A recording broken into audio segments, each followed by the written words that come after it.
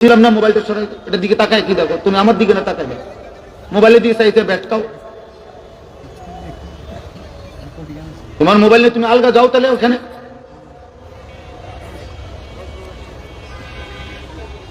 খামখেয়ালি অনেক ছেলে পেলের, মানে কোন শব্দ, কোন কথাই, কোন ভদ্রতাই তার গায়ে বাজে না। আমার যেটা মন চায়, এখানে হুজুর না পাবলিক, এটা মাহফিল না মুরব্বী না বয়স, এত কথার দরকার কি? আমার মোবাইল আমি খালাস, এটাই সিস্টেম। নওজোয়ান আজকে এটাই বুঝে, আমি এবং আমার মোবাইল, আমারে বানানো হয়েছে মোবাইল টিপার জন্য, মোবাইলরে বানানো হয়েছে আমার জন্য, খালাস। পৃথিবীর এই সব কিছু সৃষ্টির উদ্দেশ্য মোবাইল। এখানে হাসে, এটা দেখে কান্দে, এটার উপরে আবেগ, চিন্তা, চেতনা, বুদ্ধি, বিবেচনা, সমস্ত কিছু এই মোবাইলটার উপর, সব কিছু। এই যে নিজে নিজে হাসে, মোবাইলের দিকে চাই হাসে, কি আশ্চর্য। আমি ছেড়ে দেওয়ার মানুষ, আমার এটা আমার বদ অভ্যাস, আমি টর্চ লাইটের মতো চোখ ঘুরাই। সদর বদর মানুষ আমি পছন্দ করি না। আমি একজনের জন্য বলতো আমার কোনো আপত্তি নেই। এই জন্য ভাইয়া, গাফলত, খামখেয়ালি, গাফেল কোনোদিনও আগাইতে পারে না, আগাইতে পারে না। জাহালত, মূর্খতা, না জানা। আর 3 নম্বর হলো দলালাত, পথভ্রষ্টতা, মানে পথ হারিয়ে ফেলা। আল্লাহ যার উপরে নারাজ হয় তাকে আল্লাহ তাআলা গোমরাহ করে দেয়।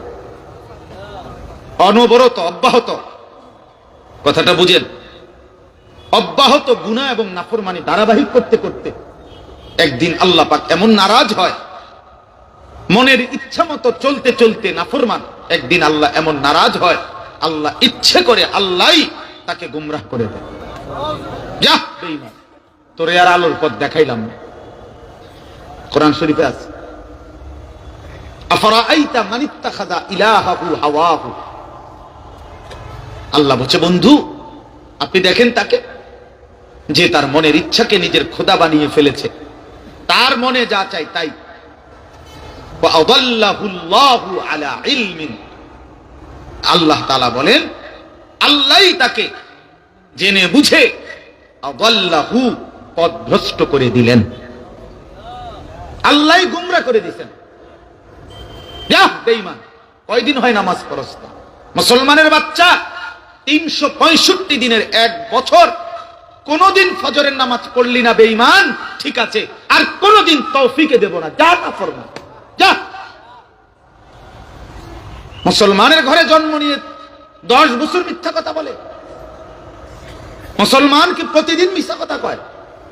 30 বছর সুদ খায়, 20 বছর ধরে কথায় কথায় গালি দেয়, প্রতিদিন প্রতিনিয়ত দাড়ি কাটে মুসলমান। হ্যাঁ, কি ব্যাপার? কত বছর দাড়ি কাটেন, কত বছর মিথ্যা বলেন, কত বছর ধরে সুদ খান, কত বছর ধরে নর্তকী দেখেন, নাটক সিনেমা দেখেন, টেলিভিশন দেখেন, কি ব্যাপার? ফিরতে পারছেন না কেন? আল্লাহ পথ হারা করে দিছে, আল্লাহ পথ ভুলায় দিছে, পথ ভুলায় দিছে। ওয়ালা তাকুনু কাল্লাযীনা নাসুল্লাহ ফাআনসাহুম আনফুসাহুম। আল্লাহ বলছে, বান্দা আমারে ভুলে যেও না, বেশি ভুলে গেলে একদিন আমি তোমারে তোমার আত্মপরিচয় ভুলায় দেব। একদিন তোমার কবর, তোমার আখিরাত আমি আল্লাহ নিজে ভুলিয়ে দেব। আমরা অনেক সময় রাগ করলে বলি, বেটা এমন ফিডাফিট মুখ, বাপের নাম ভুলাই দেবো, বেটা 14 গোষ্ঠীর নাম ভুলাই দেবো, বলে না মানুষ? এমন ফিডা দিমু, বেটা ফাজলামি করস। ঠিক আল্লাহ বলছে, বান্দা কার লগে ফাজলামি করস, কারে সেজদা দাও না, ঠিক আছে মনে রাখিস, আর কোনদিন তৌফিক দেব না, আর কোনদিন সুযোগ দেব না।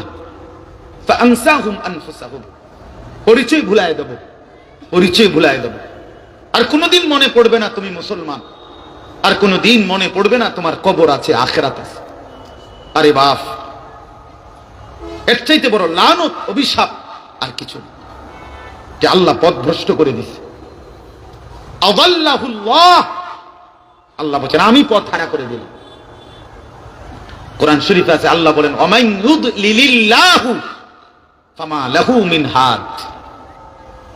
আল্লাহ যাকে পথভ্রষ্ট করে দিলেন তার জন্য আর কোথাও কোনো পথ প্রদর্শক নাই নাই। আল্লাহ যদি কাউকে পথভ্রষ্ট করে দেয় তো তারে হেদায়েত দিবে কে? আব্দুল কাদের জিলানী, জুনায়েদ বাগদাদি, জুনায়েদ বাগদাদির আব্বা। তাইলে আল্লাহ বলেন আমি পথ দালালাত পথ হারা করে দিলাম। ফামান লাম ইয়াজআলিল্লাহু লাহু নূরান ফামা লাহু মিন নূর। আল্লাহ বলেন আমার আলো যে পেল না তার জন্য আর ফামা লাহু মিন নূর, পৃথিবীর আর কোথাও তার জন্য কোনো আলো নাই, আমার আলো থেকে যে বঞ্চিত। প্রিয় বন্ধু, প্রিয় বাপ, প্রিয় নওজোয়ান, বুঝতে শিখো, ভাবতে শিখো বন্ধু। এমন নাফরমান হইও না যে নাফরমানির কারণে খোদা তোমার থেকে মুখ ফিরায় নিছে। আহা, এর চাইতে বড় লানত আর কিছু। মনে করেন এই ভাই তো আমার, মনে করেন সে আমার ছোট ভাই, তো সে ভুল করতেছে, ভুল রাস্তায় পথ দিছে, দুষ্টামি বান্দরামি, আমি তারে টাই নাই না, আচ্ছা তোরে থাপড়াইলাম, পিটলাম, কন্যাইলাম, মারলাম, তবে বলে দিলাম আর কোনোদিন যদি দেখি বেড়ায় দিকে ঠাক মারেলাম বেটা।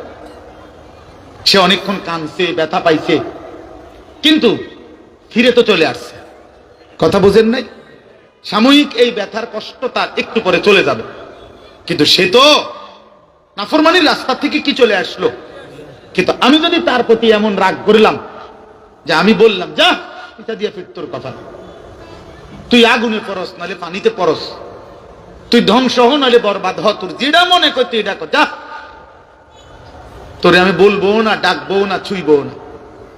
তো বাহ্যিক যদিও মনে হয় যে আমি তার থাপ্পড়ও দিই নাই, কোনো আঘাতও করি না, তে কান্দেও নাই, কিন্তু সে যে অন্ধকারের রাস্তায় ছুটলো, কেউ যে তাকে ফেরাচ্ছে না, তার অবস্থা কি? তার পরিণতিটা কোথায় বলেন? এর চাইতে কি তারে দইরা আইনা দুইটা কনি দেওয়ান ভালো আছিল না?